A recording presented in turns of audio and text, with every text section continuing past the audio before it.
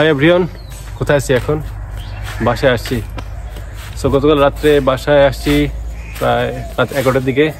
তো আজকে বিকাল এখন বাজে 5:30। এখন একটু বের হলাম ঘোরাফেরার জন্য। এটা হচ্ছে আমাদের বাড়ির সামনে বিশাল বড় পুকুর।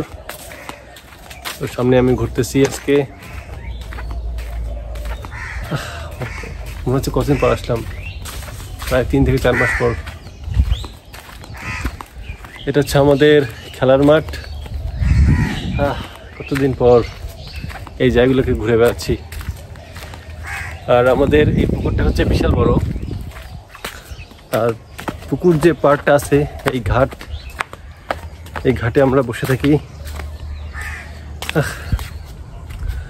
আগে আমরা এখানে রাত বিরাতে এই জায়গাগুলোতে অনেক আড্ডা দিতাম। দেখুন আমাদের বাড়ির সামনে পুকুরটা কত সুন্দর এবং কত বিশাল, অসাধারণ একটা। একটু বসি। ছোটবেলায় এই পুকুরে আমরা গোসল করেছি। এরপর পুকুরে ওই পাশে যে বিশাল বড় বড় গাছগুলো রয়েছে ওই গাছগুলো থেকে আমরা লাফ দিয়েছি। কত এনজয় মোমেন্ট। এখনো কি আর সেদিনগুলো আছে? অনেক সুন্দর, তাই না? আসলে অনেক সুন্দর।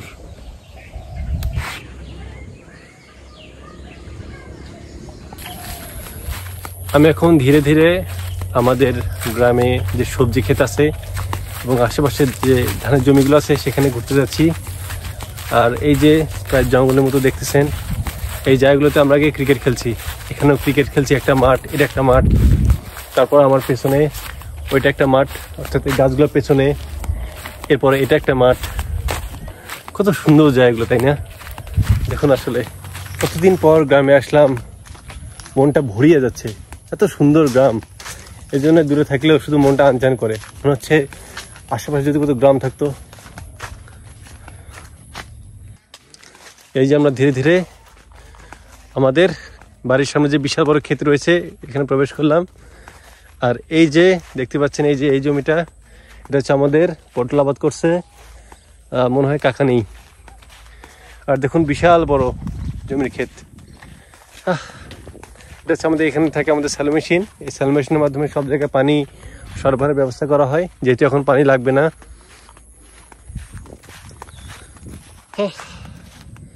কতদিন পর আসলাম। তো ভাবি ভালো আছেন? ভাবি কি করতেছেন?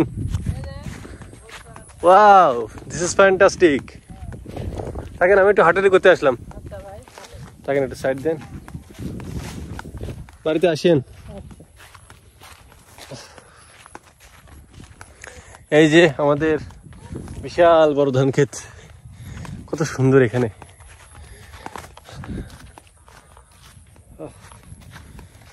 আমি যখন বাসায় থাকতাম তখন প্রত্যেকটা দিন এই জায়গাগুলোতে আসতাম। বিশেষ করে বিকাল সময় তো অবশ্যই আসতাম, কারণ এই জায়গাগুলোতে আসছে মনটা একটু অন্যরকম একটা ফিলিংস জাগে, মনটা ভরে যায়। কখনো গান গাই, কখনো প্রকৃতির সাথে গল্প সল্প করি, ভালো লাগে অনেক। কত সুন্দর আসলে, দেখেন।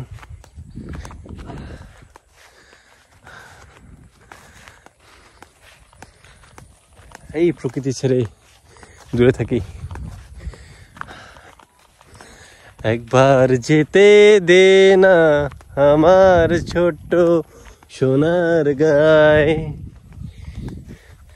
একবার যেতে দে না। ভালো আছেন? এখন মিলটা কে চালায়?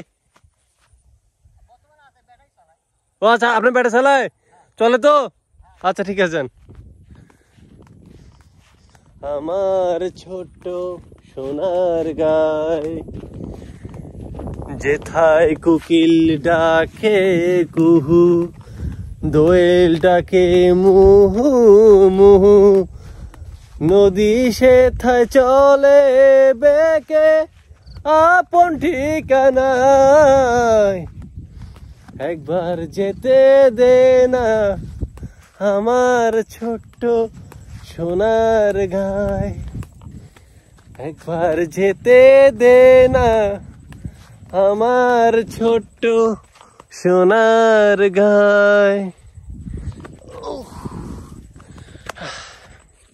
দেখুন আমাদের গ্রামটি কতটা সুন্দর। যদিও বাংলাদেশের প্রত্যেকটা গ্রামই অসাধারণ, বাট নিজের গ্রাম তো একটু তো বেশি ভালো লাগবে, তাই না? আমাকে এত ভালো লাগছে যে এতদিন পর আমার এই নিজ গ্রামে এই জায়গাগুলোতে, যে জায়গাগুলোতে আমি ছোটবেলায় খেলাধুলা করেছি, ঘোরাফেরা করেছি, এই জায়গাগুলোতে আমি কাজ করেছি, আমার এত ভালো লাগছে যে আসলে মানে বলে প্রকাশ করা যাবে না। মানে ফ্যান্টাস্টিক একটা মোমেন্ট। মনে হচ্ছে যদি এই জায়গাগুলোতে সন্ধ্যা রাত্রি যদি বসে আড্ডা দিতে পারতাম, কত সুন্দর বাতাস, মানে মানে বাড়িতে কেমন জানি ব্যবসা গরম, আর এখানে কত সুন্দর একটা পরিবেশ। এই যে এই জায়গাগুলোতে আমরা একটা সময় ঘুরে উড়িয়েছি, ফুটবল খেলেছি, মাঠ বানিয়ে ক্রিকেট খেলেছি।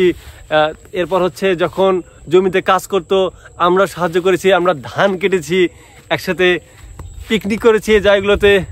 আরে ভাই, সেই জায়গাগুলোতে খুব মিস করি রে।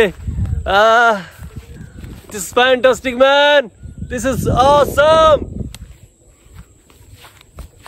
গ্রামের এই নৈসর্গিক মানে প্রকৃতির মধ্যে হারিয়ে যেতে চাই। আমি শুধু ভাবি যে মানুষ এই গ্রাম ছেড়ে কিভাবে শহরে চাকরি করে, কিন্তু এটা তো বাস্তবতা মেনে নিতে হবে যে তারা তো আর চাইলেও ওটা সম্ভব না যে চাকরি ছেড়ে এসে গ্রামে থাকবে, কারণ তাদের একটা ফ্যামিলি আছে, তাদের একটা পরিবার, তাদের পরিবারের জন্য অনেক টেনশন হয়, তাদের অনেক কাজ করতে হয়, কারণ টাকা ছাড়া তো কোনো কিছু করা সম্ভব না। চাকরি বাকরি করতে গেলে তো অবশ্যই শহরে যেতে হবে। আল্লাহ তাআলা যেন আমাকে গ্রাম থেকে কিছু একটা করার যেন তৌফিক দান করে, যাতে করে এই সুন্দর গ্রামের জন্য আমি থাকতে পারি, মানুষের জন্য যেন কাজ করতে পারি।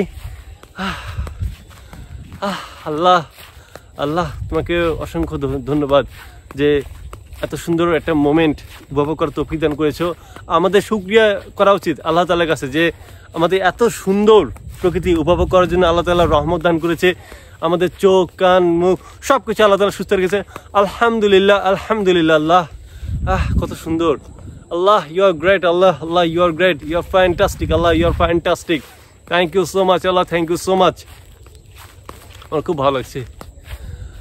मेरे ख्वाबों के तस्वीर है तू, बेखबर मेरी तकदीर है तू, मेरे ख्वाबों के तस्वीर है तू, बेखबर मेरी तकदीर है तू। তো সন্ধ্যা হয়ে যাচ্ছে, মাগরিবে আজান দিচ্ছে, এখন বাড়ি ফিরছি। আবার দেখা হবে ইনশাআল্লাহ। ভালো থাকবেন, সুস্থ থাকবেন, and obviously take care man.